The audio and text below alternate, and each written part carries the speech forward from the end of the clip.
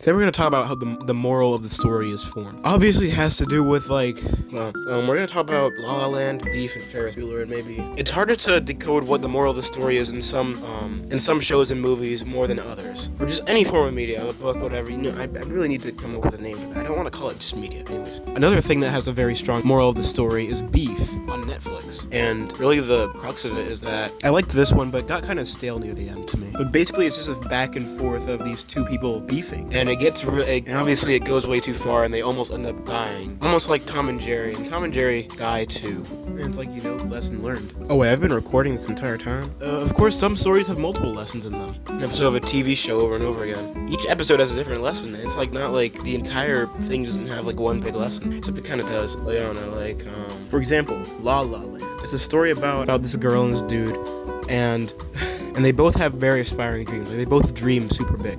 Who get together, like they fall in love, and they're both like super talented. And one of them the girl wants to be an actor, and the guy wants to be a pianist. And long story short, these life happens, and opportunities prop up, and they end up getting separated in the end. And they really did love each other. And then and there's a big time skip, and as soon as you know it, what's his name? Ryan Gosling's now in a band, and Emma Stone is now married to some lame businessman when she should be dating Ryan Gosling. And then on one night they go into a little club, a fancy one or whatever, and then go listen to some music, and then Emma Stone sees Ryan Gosling. I'm just naming them by their actor name, I don't care. And they see each other, and they make eye contact for 1 second, and then this beautiful 7-minute segment of like fantasizing of like what her life could have been. I think it's like 9 minutes, I think. And it's just beautiful. Like, you need to watch La La Land, and then at the end of it, it zooms out of her eye. Bro, I just love like how they make the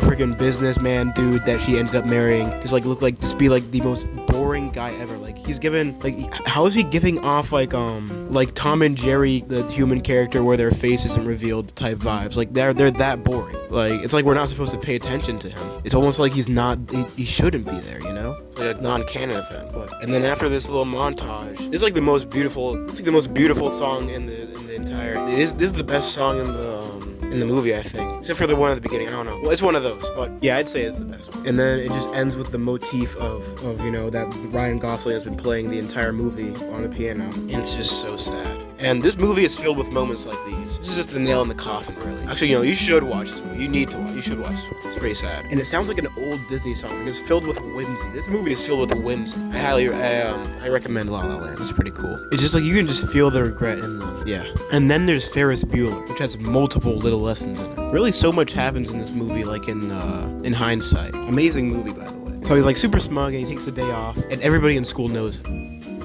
And one of the side plots of this movie is that his sister is trying to get him busted, basically. So she ends up calling the police, and then she meets this guy here, and he just talks to him for a while. And the guy's just like, you shouldn't care that much. Like, you should just care about you. And they end up making out. And yeah. Meanwhile, I would hate to spoil this movie. Meanwhile, Ferris just really coerces his very easily manipulated friend, Fry, or Cameron. I don't remember which one it was. And they end up totaling his dad's car. And yeah. And meanwhile, the principal, who is so on him through the entire movie, he's trying to track him down, who does care a lot about Ferris Bueller and trying to catch him. He really gets the short end of the stick. He has the worst fate of anyone in this movie. And I'm pretty sure Ferris doesn't end up being late again. I think. Also, 9 absences is like nothing. Like, I've seen so much worse, bro. And it's like near the end of the year, like chill. And he's a senior too. Yeah, I just wanted to get that out of the way. But yeah, like and subscribe. Sorry if my spit is very audible in this one. I haven't